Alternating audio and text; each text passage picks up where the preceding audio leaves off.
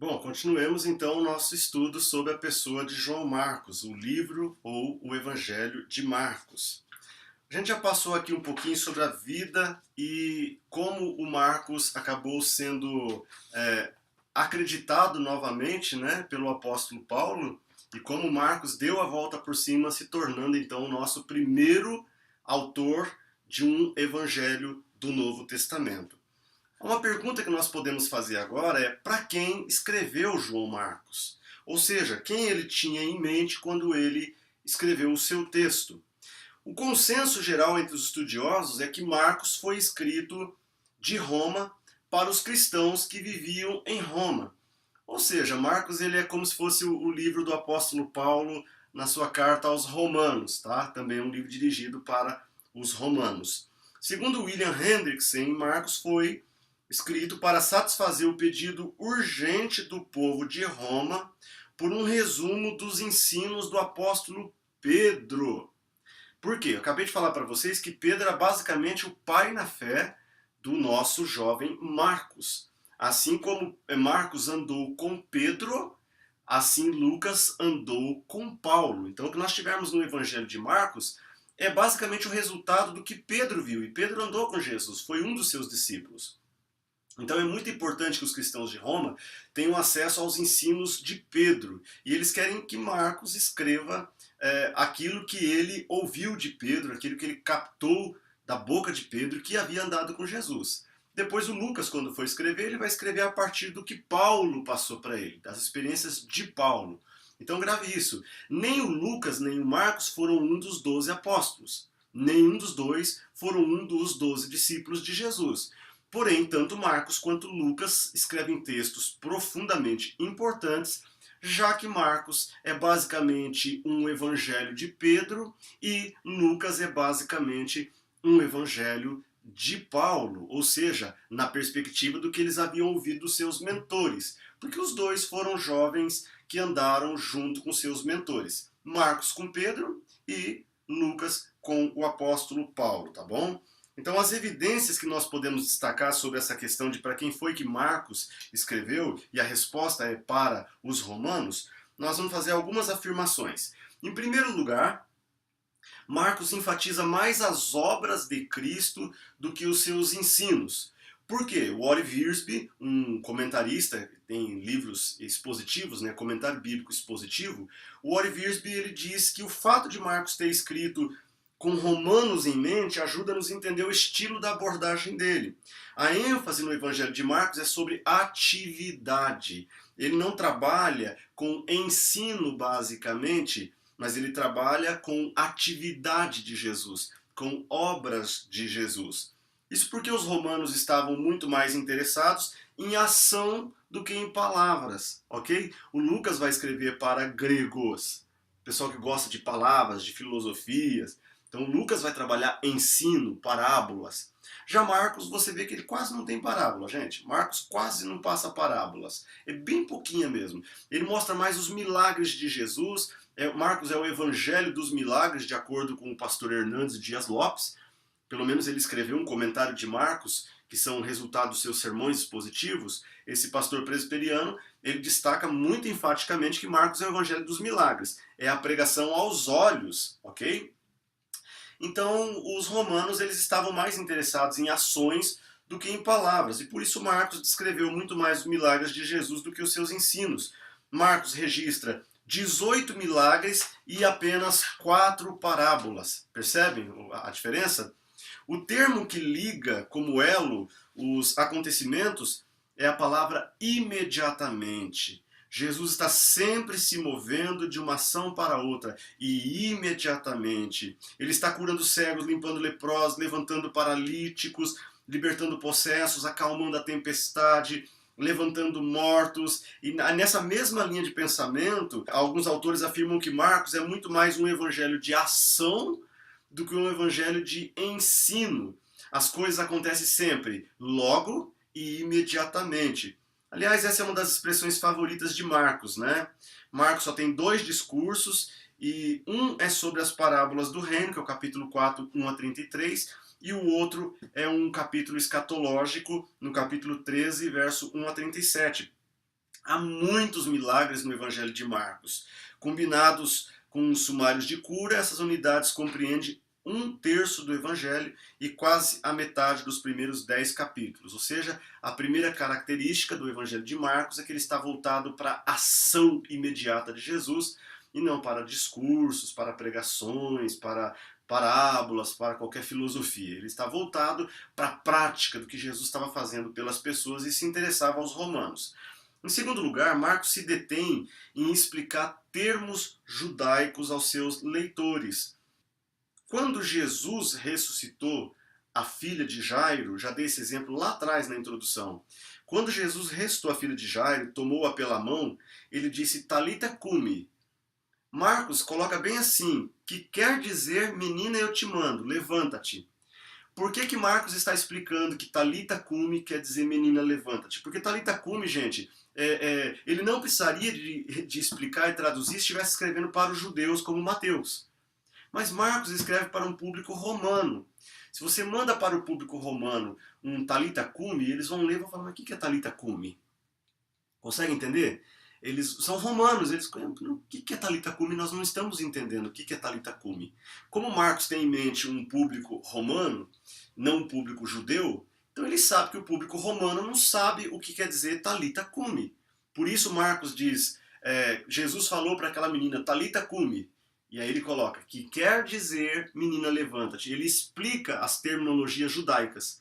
Por quê? Porque o pessoal para o qual ele escreve não entende terminologia judaica. São romanos, não são judeus, entendeu? Bom, em terceiro lugar, Marcos preocupa-se em explicar os costumes judaicos. Em várias ocasiões ele explica costume judaico para seus leitores. Depois, por favor, abra sua Bíblia no capítulo 7, no verso 3, no verso 4. Depois você lê o capítulo 7, o verso 11. E, por gentileza, capítulo 14, verso 12. Fica como sua tarefa aí, tá bom? Você que está estudando online. Dá uma olhada para você ver como Jesus explica os conceitos judaicos, ele explica os costumes judaicos. Em quarto lugar, Marcos usa várias palavras latinas. Isso pode ser constatado quando você observa alguns textos. De novo, consulte aí o capítulo 5, verso 9, capítulo 12, verso 15 e verso 42. E capítulo 15, verso 16 e verso 39. Volta aí o vídeo, anote de novo, consulte e você vai ver que Marcos usa expressões latinas, palavras em latim, latim que é a língua de Roma, tudo bem? A linguagem romana. Então, quando Marcos coloca esse latinismo todo, está muito evidenciado, ele está escrevendo para romanos. Quando Marcos fica explicando os costumes judaicos, está na cara, que ele não está escrevendo para judeus, está explicando para a gente romana. Quando Marcos se detém a explicar palavras judaicas, é porque ele está falando com o público romano. Quando Marcos não fica voltado para a genealogia, que nem Mateus ficou lá no capítulo 1, Marcos não fala de genealogia, quando Marcos não fica falando de parábolas e de ensinos, Marcos fala de milagres, por quê? Porque ele está falando com um público que é romano, a mentalidade é outra. Em quinto lugar, Marcos foi o evangelista que menos citou o Antigo Testamento, gente. Bom, por que Marcos é o homem que menos cita o Antigo Testamento? Porque a lei de Moisés ela tinha toda a importância no contexto judaico, né? Os judeus valorizavam a lei de Moisés, mas os romanos não. Os romanos não estavam agarrados em Gênesis, Levítico, Números. Os romanos nem sabiam que tinha acontecido, que tivesse havido um tal de Abraão. Moisés, os romanos desconheciam quem era Moisés. Então Marcos ele acaba não dando muita ênfase nessas questões do Antigo Testamento e ele inclusive não cita em seu evangelho nenhuma vez o termo lei. Nenhuma vez ele menciona a lei de Deus, ou a lei de Moisés, ou a lei do Senhor. Tá? Não é que Marcos não dê valor à lei, gente, não é isso, tá bom? Tanto que Marcos andou com Pedro, Pedro sabia do valor de tudo isso. Só que o público, o auditório é outro, então ele não quer se envolver agora com questões de legalismo, ele não quer entrar nessa briga agora, ele quer falar de Jesus, tá bom? Ele quer apresentar a pessoa de Jesus. Então ele não está muito voltado ao Antigo Testamento. Já Mateus não, Mateus vai citar bastante do Antigo Testamento, porque Mateus escreve para judeu. E os judeus estavam esperando o Messias. E Mateus estava tentando explicar para eles que Jesus é o cumprimento das profecias do Antigo Testamento. Portanto, ele era o Messias. Então Mateus precisa usar o Antigo Testamento para falar com o auditório judaico. O Mateus precisa enfatizar a lei de Deus para falar com aquele auditório judaico. Marcos não. Marcos tem o propósito de trabalhar com os romanos. A visão de Marcos é mostrar quem Jesus foi como servo, como ele serviu à humanidade, como ele abençoou as pessoas, como ele trabalhou, como ele fez, como ele foi um homem que não comeu o pão da preguiça. Marcos tem isso em mente, tá? Então ele não está muito preocupado em aulas acadêmicas, ele não está preocupado com teologia sistemática, ele está apenas apresentando a vida e a obra de Jesus para aquelas pessoas que não entenderiam botina, não entenderiam nada se começasse a falar de Torá, Nevim e Ketuvim, leis, escritos e profetas. Eles não entenderiam nada se você começa a falar da importância de fazer o bar mitzvah. Então isso não faz sentido para eles. Para eles faz sentido entender quem é esse homem chamado Jesus, o que ele fez lá na Palestina, o que andou acontecendo e como ele morreu para salvar as pessoas. É disso que Marcos, com isso que Marcos está envolvido, em apresentar a pessoa de Jesus, tá bom? Não é que ele não dá valor à lei, ao Antigo Testamento, mas simplesmente o fato de que Marcos está contando para as pessoas o que Jesus fez, tá? O que Jesus fez, o que ele ouviu possivelmente da boca de Pedro e o que ele, Marcos, viu, quem sabe quando adolescente, quando jovenzinho, o que ele viu lá quando o pessoal fazia culto na casa da mãe dele. Ou seja, ou o que ele viu naquela noite em que ele fugiu com um lençol, a noite em que Jesus foi preso. Ele tem lembranças da sua juventude, da pessoa de Jesus e tem toda uma carga de influência do apóstolo Pedro. Então ele quer pôr isso em prática. O mentor dele é um homem que andou com Jesus, inclusive o mentor dele, o Pedro, andou sobre as águas, um pouquinho, depois afundou, mas andou. Esse mentor dele é o homem que negou Jesus 3 vezes. Esse mentor é o homem que depois se reconciliou, é o homem que começou a pastorear, esse mentor dele. Então Marcos está envolvido com essas obras de Cristo, e não com os ensinos teológicos a princípio, tá bom?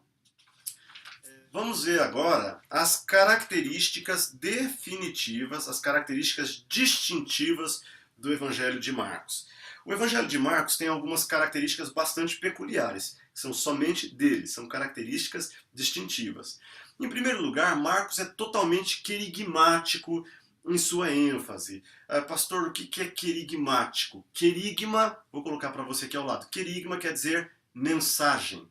O Marcos ele é totalmente querigmático em sua ênfase. O livro começa focando o cerne da mensagem, princípio do Evangelho de Jesus Cristo, Filho de Deus, capítulo 1, verso 1.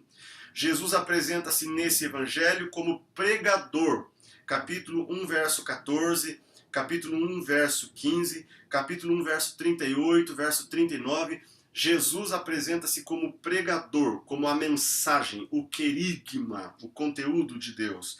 Por essa mensagem deve dar-se a própria vida. Ok? Capítulo 8, 35, capítulo 10, verso 29. Aquele que der a sua vida por esta mensagem ganhará a vida. Aquele que perder a sua vida por amor a mim, a mensagem, o verbo, o logos de Deus, né, na boca de João, aquele que perder a sua vida por mim, então vai ganhar a sua vida. E aquele que quiser ganhar a sua vida e não der valor ao querigma, a mensagem que eu entrego, perderá a sua alma. Então, essa mensagem deve ser pregada no mundo inteiro. Capítulo 13, verso 10, capítulo 14, verso 9, capítulo 16, verso 15. Esse evangelho do reino, esse querigma, esta mensagem, o reino de Deus é chegado. A mensagem de Deus chegou, é palpável, está entre nós. Então, essa mensagem tem que ser levada para o mundo inteiro. É um livro querigmático, é um livro da mensagem que deve ser proclamada para o mundo. Segundo lugar, Marcos enfatiza a popularidade do ministério de Jesus. Quando Jesus ensinava, por onde andava, as multidões sempre se reuniam ao seu redor. A palavra as multidões, Marcos é o que mais usa. Marcos quer mostrar para os romanos a popularidade de Jesus. Que Jesus não era aquele que andava com meia dúzia de gato pingado, desacreditado. Ao contrário, Marcos quer mostrar que as multidões reconheceram, as multidões viram o agir de Deus na vida dele. Tanto que no capítulo 1, verso 33, verso 45, capítulo 2, verso 2, verso 13, verso 15, capítulo 3, verso 7, verso 9, verso 20, capítulo 4, verso 1, verso 36, capítulo 5, verso 21, verso 24, verso 31, capítulo 6, verso 34, ou capítulo 8, verso 1, ou capítulo 9, verso 15, verso 25, ou para encerrar, capítulo 10, verso 1, verso 46. Todos esses versos que eu falei agora, que você, por gentileza, volte o vídeo e anote eles, todos esses textos mostram que as multidões o seguiam, e as multidões o apertavam, e as multidões o comprimiam, e as multidões o cercavam, e as multidões vinham até ele, e as multidões ajuntando-se em volta dele, e as multidões, as multidões, as multidões. Então, Marcos, ele é um evangelho querigmático, ele diz que há uma mensagem a ser proclamada, a mensagem do reino, tá? Arrependei-vos, pois é chegado o reino de Deus. Ele diz que o reino de Deus é querigmático, é o reino da pregação, é o reino da palavra, é o reino da mensagem, e que Jesus, este pregador, estava cercado de pessoas, que as pessoas estavam profundamente interessadas no que ele estava ali fazendo e dizendo. Então Jesus não foi um homem que passou despercebido. Jesus não era um louco que passou caçoado. Ao contrário, as multidões se afluíam, as multidões convergiam, as multidões lotavam os ambientes onde ele estava. Se ele estava numa casa, não tinha como entrar e sair da casa, tinham que quebrar o telhado para descer um paralítico, porque a casa estava cheia. Onde Jesus estava, as multidões o cercavam. Então Marcos é esse evangelho que mostra o Jesus em ação, que mostra a fé em ação, que mostra Jesus em movimento. Terceiro lugar, Marcos enfatiza a questão da identidade de Jesus, né? O pai lhe disse, no capítulo 1, verso 11 de Marcos, o pai lhe disse, é meu filho amado. No capítulo 9, verso 7, mesma coisa, este é o meu filho amado. Marcos destaca essa identidade de Jesus lá no capítulo 4, 41. Seus discípulos perguntaram, quem é, pois, este que até os ventos e o mar lhe obedecem? Seus contemporâneos interrogaram, no capítulo 6, verso 3, quem é este, o carpinteiro, filho de Maria? Herodes pensa que Jesus é João Batista, que ressuscitou. Outros dizem que ele é Elias, que voltou. Outros ainda dizem é um dos profetas, no capítulo 6, verso 15, ou no capítulo 8, verso 28. Há aqueles que no capítulo 1, verso 24, no capítulo 3, verso 11, no 5, verso 7, dizem que confessas que és o Santo de Deus, o Filho de Deus. Até os demônios confessam que Jesus é o Santo de Deus e o Filho de Deus nesses textos. Seus parentes dizem que ele está fora de si, ou seja, há uma briga sobre a identidade de Jesus e como ele está. Capítulo 3, verso 21. Os rabinos dizem que ele está possesso, capítulo 3, verso 22, verso 30. Pedro diz, não, ele é o Cristo, Filho de Deus, capítulo 8, verso 29. Para Bartimeu, ele é o filho de Davi, no capítulo 10, verso 47. Até Judas identifica Jesus dizendo, é este, no capítulo 14, verso 44. Caifás pergunta, oficialmente, és tu o Cristo? E Pilatos pergunta, és tu o rei dos judeus? Capítulo 14, 61 e 15, verso 2. E recebem a resposta, eu o sou, e tu o dizes, no capítulo 14, 62, no 15, verso 2. O comandante ao pé da cruz confessa, no capítulo 15, 39, verdadeiramente este é o Filho de Deus. E no capítulo 16, verso 6, na manhã de Páscoa, os mensageiros celestiais dizem, ele ressuscitou.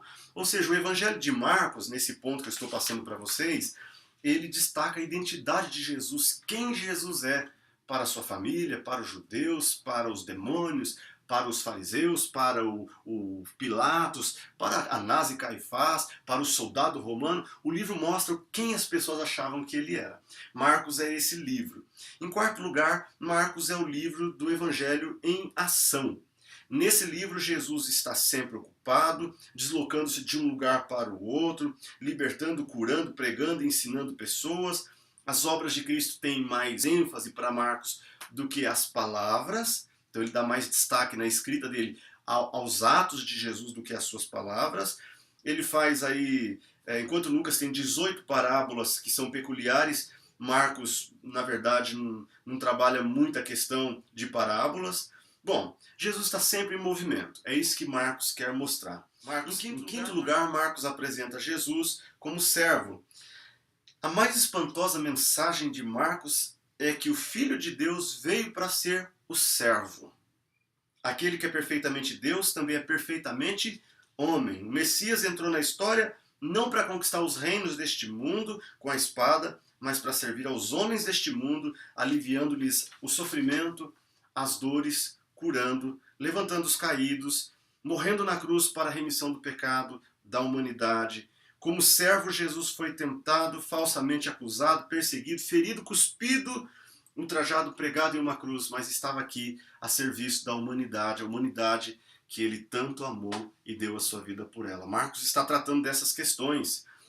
Próximo ponto, Marcos apresenta Jesus como aquele que tem poder de operar milagres. Ele enfatiza mais os milagres de Jesus do que seus sermões. Em cada capítulo de Marcos, até o seu ministério final em Jerusalém, há pelo menos o registro de um milagre, pelo menos em cada capítulo, são 16 capítulos, mas pelo menos em cada capítulo Marcos destaca um milagre, não tem menos de 16 no Evangelho de Marcos, tá bom? Ele realizou milagres para demonstrar compaixão pelas pessoas, como diz o capítulo 1, verso 41 e 42, para convencer as pessoas que quem ele era, capítulo 2, verso 1 a 12, e para ensinar os discípulos acerca da sua verdadeira identidade como Deus, capítulo 8, verso 14 a 21. E em último lugar, encerrando aqui essa aula do Evangelho de Marcos, Marcos enfatiza o sofrimento de Jesus. Enfatiza o sofrimento de Jesus. Nenhum outro evangelho deu tanta ênfase à paixão de Cristo, ao sofrimento de Jesus, quanto Marcos. Por isso que o Adolf Paul, ele registra esse fato de uma forma resumida, mas importante. Diz assim: Jesus entra em cena, de repente, sem que se diga uma só palavra sobre sua infância, juventude e vida adulta. Já no começo do capítulo 2, ele aparece acusado, sob a acusação de blasfêmia, cuja pena é a morte. Então veja, o Marcos vai destacar agora o sofrimento de Jesus. Ele já aparece no capítulo 2 acusado, veja isso, ele já aparece no capítulo 2 acusado de blasfêmia, cuja sentença é a morte, capítulo 2, verso 7. No começo do capítulo 3, a morte de Jesus já está decretada, aquilo que demorou capítulos em Mateus, em Lucas, em João. Aqui, já no capítulo 2, ele já tem a sentença de morte. No capítulo 3, já a morte está decidida, capítulo 3, verso 6 mostra isso, a morte dele está decidida. Na sequência, um grupo após o outro condena. Os parentes dele condenam ele no verso 21 do capítulo 3, os teólogos da época condenam ele no capítulo 3, verso 22, o povo condena ele no capítulo 4, verso 12, os gentios o condenam no capítulo 5, verso 17, a cidade natal dele o condena no capítulo 6, verso 3, o rei condena ele no capítulo 6, verso 14. Os religiosos condenam ele no capítulo 7, verso 5. O anúncio da própria morte de Jesus ocupa neste livro a posição central como nenhum outro assunto. Nenhum outro livro trata tanto da morte de Jesus quanto o Evangelho de Marcos. Capítulo 8, 31 fala da morte de Jesus. Capítulo 9, 31 fala da morte de Jesus. Capítulo 10, 33 falam da morte de Jesus. Os dias finais em Jerusalém ocupam um espaço superdimensionado a partir do capítulo 11. Aí a dimensão fica grande. O sofrimento de Jesus, a via dolorosa, é destaque no capítulo 11. Mais ou menos um terço do livro é para falar do sofrimento de Jesus, gente. Um terço do livro, Marcos destaca o sofrimento de Jesus. E a ressurreição é descrita em poucos versículos no capítulo 16, 1 a 8. O livro vai acabar aí. Ou seja, Marcos ele vai dar toda uma ênfase à vida, à obra de Jesus, o quanto ele amou, o quanto ele sofreu, o quanto ele serviu. Aliás, Marcos não separou o serviço do sofrimento. Na cabeça de Marcos está muito ligado o serviço de Cristo versus o seu sofrimento, como na vida do cristão, o servir a Cristo versus o sofrimento. Uma coisa traz a outra. Aquele que quer servir a Cristo sofrerá perseguições. Lembra disso? Aquele que quiser piedosamente servir a Cristo padecerá perseguições. Então Marcos, ele em nenhum momento ele engana. A mensagem de Marcos em nenhum momento é de engano. A mensagem de Marcos é quem vive como querigma, quem vive como pregador, quem vive como mensagem, não pode falar apenas aos ouvidos, precisa falar aos olhos. E aos olhos se fala com o mover de Deus, com o agir de Deus, curando enfermos. Isso se faz com atos de misericórdia, dando pão a quem tem fome, ajudando as pessoas a saírem do seu estágio de morte. e tendo uma vida que se gasta e se desgasta, apesar de amar tanto, ser tão mal compreendido pelas pessoas, pela família, pelos parceiros de ministério, pelos políticos, ser tão mal visto e sofrer tanto, e sofrer até morte, morte de cruz. Para Marcos, esse foi Jesus, um ser extraordinário que andou entre nós e nós vimos a sua glória. Alguém que nos amou até o último instante, que viveu com toda a intensidade aqui na terra. Alguém que estava aqui, ali, imediatamente, e sempre para lá e sempre para cá, e cercado de multidões a serviço do reino de Deus. O querigma encarnado, a mensagem em pessoa. O homem de dores estava ali, sofrendo para trazermos o castigo que traz a paz, estava sobre ele, para trazermos a paz, a cura, pelas suas enfermidades, nós fomos sarados. Ele agiu por nós. Então, nessa aula, eu queria que você gravasse essas palavras. Jesus veio nos servir. Serviu a humanidade. Cumpriu toda a sua agenda. Fez tudo que tinha que ser feito. E a pergunta que eu te faço é isso. Você, como querigma de Deus na terra, como mensagem de Deus na terra, como um pedacinho de Cristo na terra, cristão, como aquele que se parece com Cristo, tem gasto o seu tempo com atos de misericórdia, curando os enfermos, expulsando demônios? Tem você gasto a sua vida no ministério e na obra de Deus, a proclamar o evangelho do reino? Tem dado a sua vida? Ou você vai perder a sua vida porque está tentando ganhar a sua vida aqui? Pense em Jesus. Pense no Jesus de Marcos, o Jesus da ação. Pense nesse Jesus andante, nesse Jesus que perdoa os imperdoáveis, que apazigua os inapaziguáveis. Pense nesse Jesus da cura, do milagre, da restauração. Pense no Jesus que ama e ama muito, que morre e morre morte de cruz para cumprir o chamado na vida de tantos de nós nos dias de hoje. Para permitir, para viabilizar que eu e você hoje possamos estar vivos na presença de Deus. Porque a mensagem de Marcos é essa. Ele veio, ele sofreu, ele serviu e ele morreu por nós. E ele nos ama. Não esqueça a mensagem de Marcos. Que Deus te abençoe. Amém.